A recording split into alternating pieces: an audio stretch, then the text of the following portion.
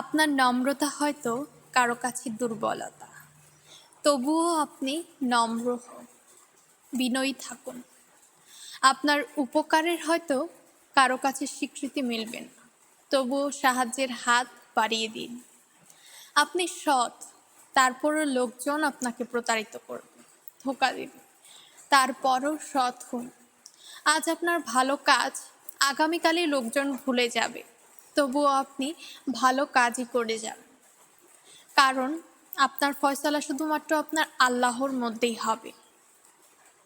তাই কে কিভাবে আপনাকে ট্রিট করলো সেটা ভুলে গিয়ে মাথা থেকে ঝেড়ে ফেলে আপনার সকল প্রচেষ্টা শুধুমাত্র যেন আল্লাহকে খুশি করার নিমিত্তে।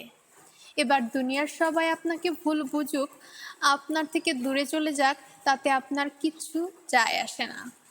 আপনি আপনার রবের সাথে সৎ থাকুন, এটাই আপনার জন্য যথেষ্ট হবে ইনশাআল্লাহ।